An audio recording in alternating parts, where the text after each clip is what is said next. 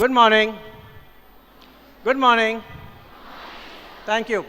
One more round of applause for the amazing set of performance from the Nehru College of Engineering and Arts.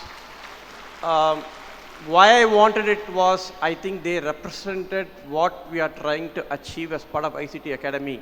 Bring out the energy in youth, help them to understand each other's role. While I was sitting there, I was saying, hey, these guys are giving me messages, what I should be talking about. I think it was a very flawless performance. Each one did their role very well. And more importantly, what I noticed was when one group, let's say the Bharatanatyam group, finished their part and were sitting down, they're more anxious and cheering up the other group who are playing and saying, hey, do well, do well. I think that is what is very, very important. So a big round of applause for all the great work that Nehru College is doing. Before coming here, and I had a call from my son, and he said, Dad, where are you off to? I said, I'm off to Coimbatore. He said, what are you going to do? He said, I'm going to address a large set of students in and around Coimbatore. But every time I come here, he always gives me a gyan, because one thing I always try to avoid doing is giving advices. And giving advices to Gen Y, Gen Z is the worst thing that you can do. Because every time I start advices to my son, he always starts sneezing. And when I ask him, why do you do it? He said, Dad, I'm allergic to advices and bullshit, so please give me advices. So I know what you all think. I'm not going to stand here and give advices. Whatever I'm going to share is what I see, having had around 27 years in the IT industry and overall around 30 years in the IT and manufacturing industry. Having interacted with quite a lot of people all around the globe, our customers, whatever I'm going to say is what I perceive as how the market is. So without much ado, keeping the time in mind, I would like to first thank Shivakumar, my colleague and CEO of ICT Academy. I've been associated with ICT Academy for probably around 8 years, and I, along with Lakshmi of CTS and TCS, has been the founding members along with Shivakumar. And Shivakumar's able team of around 100 plus people have been doing a great job over the last 8 years. And as he rightly mentioned, the growth that ICT has had, we are responsible for helping out Kerala setup. And now recently, I think Niti Aayog has called them to say, why don't you replicate this model all across India? I think it's a very great achievement for an institution which is a non-profit institution from Tamil Nadu to be recognized all over India, and the government calling it. One round of applause for Shiva and his very, very dedicated team of people for doing it. Shiva and team, so I think amazing work you guys have done.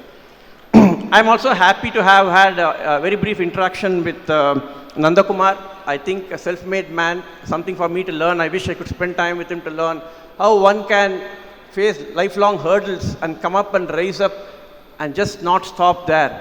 Help others grow. I think Nandakumar has been an example. I know I have not interacted with you much, but I heard so much about you. And sir, of course, Mr.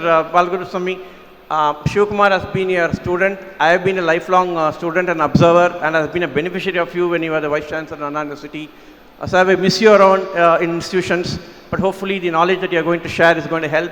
And more happily, yes, Shiva Karthikeyan had a lot of claps, but I think there are much more heroes down there who have staked their personal wealth, who have taken a lot of initiatives over here, and there are some amazing entrepreneurs who are there, who are sitting there.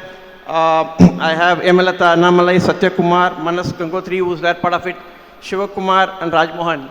Somebody who braves the safe path, takes risk, develops people, and more importantly, are able to provide employment to other people. I think to me, they are the youth icons all of you should be able to adhere with. So with this, without much ado, I'm delighted to be participating in this conference being hosted by ICT Academy. I would like to acknowledge the contribution of the distinguished guests present over there, who are the source of strength for the ICT Academy. They work towards empowering the youth of this country. Your continued support is going to be of help. The large presence of academicians and students today warms my heart. Can I ask the teachers to please get up here, the professors and teachers, academicians, if you are all here, can I just ask them to get up, please? If there are academicians and teachers, can you all please get up? Yeah. Guys, can you all give them a round of applause? Thank you very much. Because Other than the 6-pay commission, we are one country who continue to not pay much attention to teachers. I like to quote something from the history, and that's a fact. And it's a fact of life. People who condemn history or who forget history are condemned to repeat it. You all aware that Alexander the Great invaded India. He conquered large parts of Asia and he managed to conquer a little part of India. But he could never establish and conquer India fully. And once when he went back, Seleucus Nicator was stationed in India. He married a Lichavi princess, so you know about all the story. He was asked, how come you were able to conquer Iran, Iraq, Persia, all those places, but not India? Seleucus Nicator said, we made a fundamental mistake in India. He said, what? In all the other countries, we defeated the soldiers. But in India, what we forgot was we have to defeat the teachers, because teachers were running those days the country. We killed the soldiers, but we have never been able to conquer teachers. So teachers play a very, very important part. And each one of our successes that we all have here and your future success, we all owe it to the teachers. Teachers are not supposed to be remembered only on the Teachers' Day on September 5th. We really owe it to you. So all the professors and teachers who are all over here, appreciate you coming here and taking time to be over here. Friends, I assume that you come here with a lot of expectation, other than, of course, meeting Shiva Karthikeyan. I hope that the few thoughts I'm sharing today, after having spent considerable period in the industry, will resonate with you. Hopefully, you won't have to wait for your hair to turn gray like mine before you understand the key messages that I pass on to you. Mr. Abdul Kalam, our late president, said, all of you must dream, but dream with your eyes wide open. If you do that, you will achieve something. Dreaming with eyes wide open essentially means that you understand the environment in which you are operating, set milestones to achieve your goals, develop a strategy, and enhance your capability to cross each of those interim milestones, and most importantly, muster the courage, passion, and conviction to challenge. When we talk about understanding the present environment, you should always be aware of the dynamic changes taking place around you. You should know what the workplace situation is currently and what it will be probably in 3 to 5 years.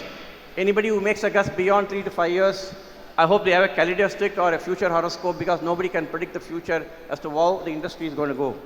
Ladies and gentlemen, the world is changing with unprecedented speed. The customers are changing. Customers are changing. The expectations and requirements are changing faster than we can understand the earlier asked from us. We have always learned from economics that the demand creates supply. But now it is now proven that supply creates demand.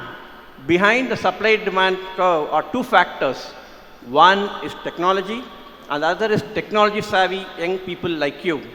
The birth of smartphones is a classic example of supply creating demand. Today, there are 300 million users of smartphone in India. Facebook has changed the way people interact with each other. We have 241 million users of Facebook in this country compared to 240 million in the US. 1 million Netflix subscribers in our country, watching movies online every day. In the area of e-commerce, Amazon turnover is $43.7 million, followed by local competitors like Flipkart and Snapdeal. All these were not known probably a decade back in India. They are all there, but today you can look at the turnover and the amount of opportunity of employment that they all provide in India. These demands have been made by all young people like you, whom I would like to call them the digital natives, who demand innovation and supply of innovative products in an innovative way. If there's a change in the workplace, you are therefore the cause of it. Industry needs to keep pace with these volatile changes, as it has to stay relevant and afloat. Hence, their mode of production must undergo corresponding to it. Increasingly, industry lines are getting blurred, and consequently, the workplace is getting transformed beyond recognition. For example, not long ago, a transfer of money from one bank to another or from one customer to another customer would take 2 to 3 days. Today, with Netflix and telebanking, it happens in an hour. Earlier, it used to take long time for banks to grant loans. Today, fintech-based company solutions are processing a bank loans through the net. I can give you more examples. Today, banks have started working like e-commerce companies. Retail companies can now set up 3D printers and help the customers with prototype products. Online customer companies are having their own payment system like Apple Pay, Amazon Pay. So they are behaving like banks. Netflix is an entertainment company, but it collects so much of data, it has started analyzing them like an established ICT company, and they are able to now sell the data that they have collected. In all this, automation is becoming a key link in the new workplace to meet the insatiable appetite of the customers. We are already talking of workerless factories, driverless cars, pilotless planes, robo-surgeries, Internet of Things, machines speaking to machines, cognitive computing, so on. On the face of it, increasing automation in the workplace frightens us with perceived unprecedented job loss on one hand, even as it creates more comfort zones for common man. I sometimes wonder if there's so much of automation, is it really worthwhile? Is it creating an onslaught for us to win or us to lose? We have to accept this reality as it comes. But the question is, do we really need to worry about so much of automation that is really happening? Let me recall examples from the 1970s and 80s. Computerization was introduced in the banks for the first time. In those days, it was called EDP, or electronic data processing. The entire banking community rose in revolt and went on wildcat strikes, nearly paralyzing our economy. The government had no option but to come down heavily on them. The fear of the banking employees at that point of time was not entirely misplaced. They genuinely feared that computerization and automation will leave them, a vast majority of people, unemployed. But did it really happen? No. What happened was banks in the country expanded to every nook and corner, every village, every panchayat, and it grew vertically in an exponential manner. It almost created 5,000 times more job than what it was available in 1980 by 2000. Additionally, please think our economy would have become $2.1 trillion as of today, and the world's fifth largest economy, without the massive growth of automation and computerization that would have happened in the world economy in terms of banking and other places. Let me go to another example. In the middle of the 1800s, the ruling British administration inaugurated the rail networking in this country by rolling out the first steam engine from Bombay to Thane. People were aghast in this huge black engine which was puffing a lot of smoke, running wild, and thought it was some ghost which was being run. They threw stones, created problem to the railways. Widespread agitation followed, stones were pelted, and police had to use strong arm tactics to control the people's innocent but violent revolt. Now tell me, can we think of a giant-sized economy such as ours without a vast network of railways? And remember today, railways is one of the top 3 employers of India today. My friends, if you thus trace the history and growth of technology over the years, you will find that technology has always created jobs, never destroyed them in this context. And again, I would like to quote a recent McKinsey report which conducted a survey in France and found that widespread use of internet destroyed 5 lakhs, but over a period of time, it actually created 14 lakhs, 12.5 new jobs in this place. What we are seeing, therefore, only is a bend and not an end. It's only a blip that usually accompanies every technology change, and eventually the market will bounce back with vigor. And take it from me, if you have to be part of the journey, you have to be agile in whatever you're doing. Even as I make these reassurances, all of you, I must be honest enough to confess, and with a word of caution, jobs that exist today will not exist tomorrow. Competency required today will be obsolete tomorrow. Skill sets that are on demand today will outlive their utilities tomorrow. Technology in work today will disappear tomorrow. These changes are inevitable. In this context, I would like to quote Charles Darwin, whose famous Origin of Species said, "It is not the most intelligent species that survive, it is not the most powerful species that will survive, but it is that species which will accept change and adapt to change which will survive." Therefore, my friends, understand that those who accept change and adapt to change are coming in the new technology, and business spaces will survive only if people adapt to these changes. Today, I repeat today, 10 new technologies are being spoken, and I'm being very careful because I'm using the word today because what will happen tomorrow, nobody can predict.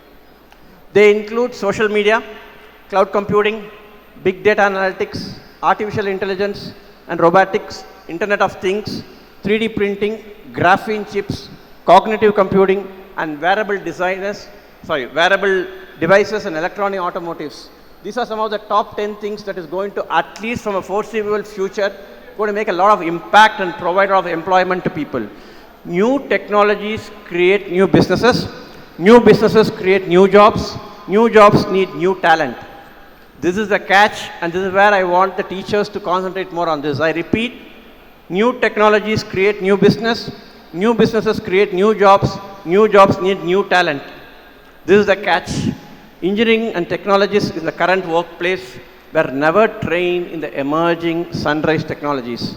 As a result, the knowledge gap between the industry and the academic institutions that we have been trying to address so far is now replicating itself within the industry itself.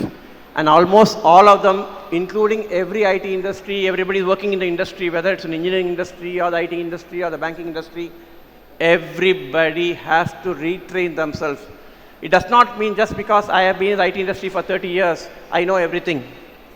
Rahul Dravid used to say, your experience is of no use for the future if it is not relevant for the future. So there's no point saying, oh, I used to score 100 centuries 2 years back.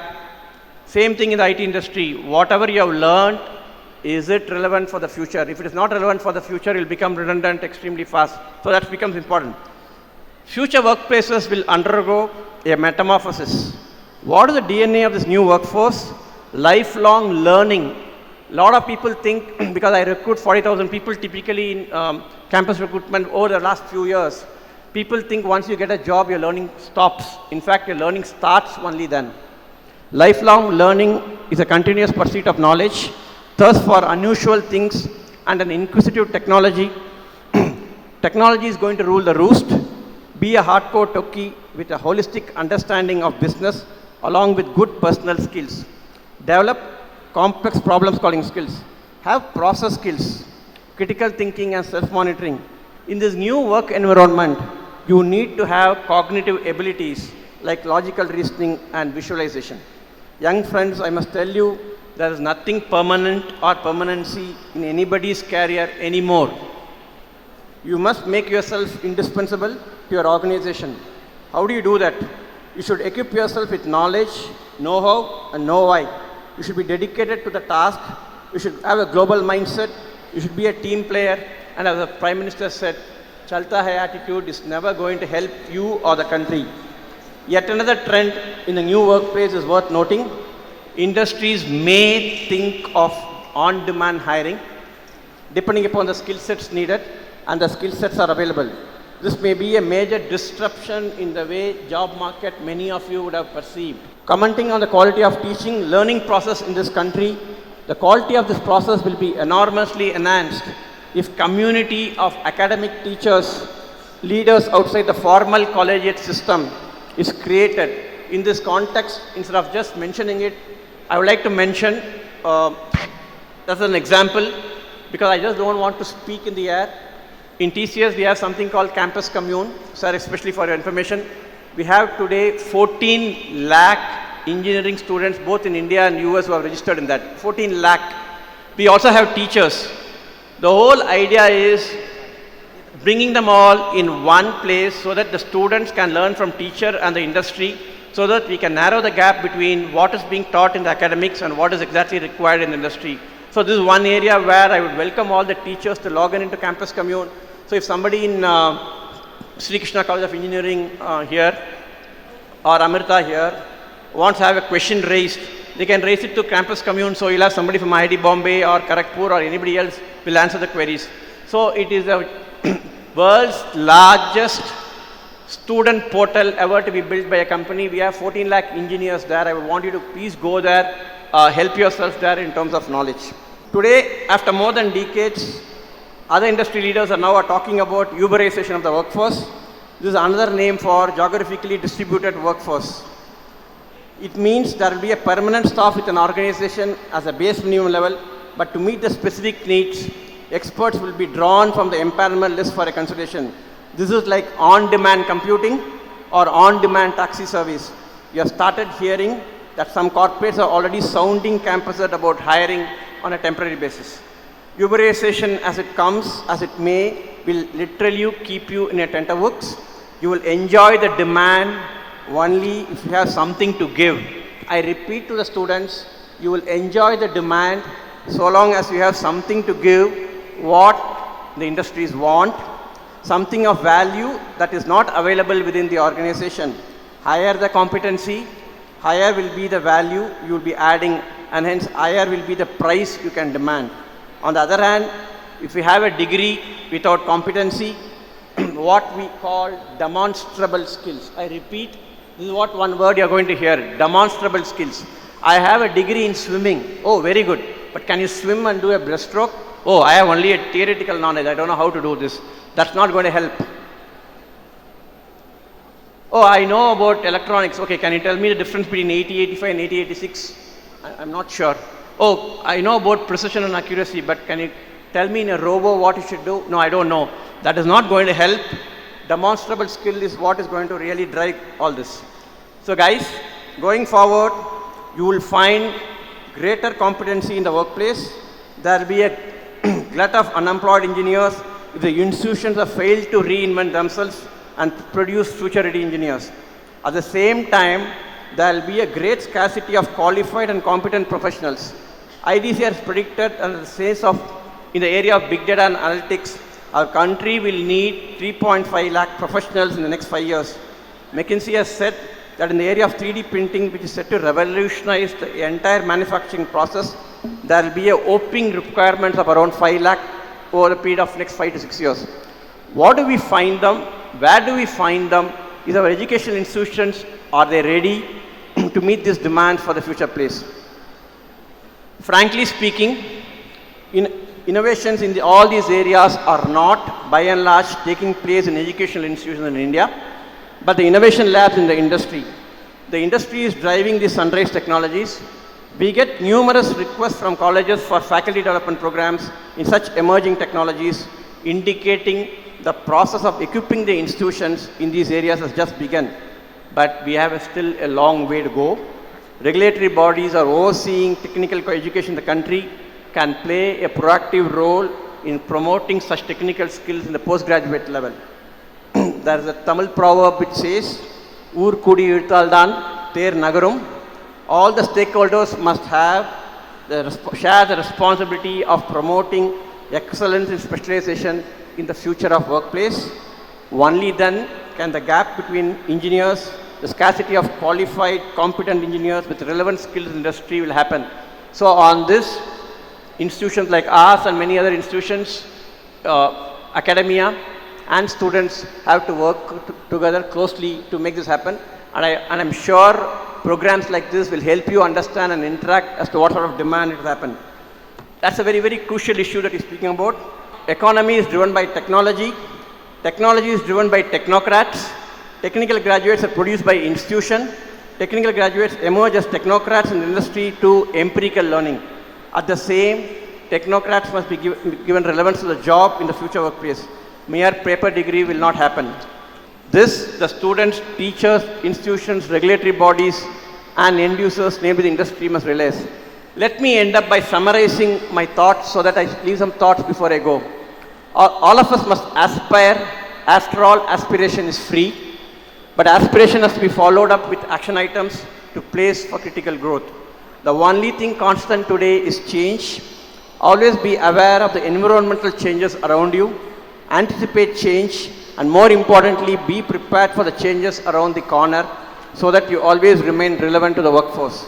Automation need not be feared. History has shown that it has only created more opportunities and jobs. The new workplace DNA requires new skills, especially an orientation to lifelong learning to be relevant. Cognitive abilities, make sure you develop them to manage the increasingly complex of the new workplace. Before I end, I was with a group of senators who had visited from the US. They were part of the previous Bush government. We have taken them around India. And at the end of it, this is what they said. He said, Ganesh, when a lot of these young engineering students get up in the West these days, they think the best is over, the worst is going to come. But in India, when I see the young minds, the energy that I see, I think all of you Indians think the worst is over, the best is going to come. So guys, all the best. Have a very, very useful session. Thank you very much for the time, please. Thank you.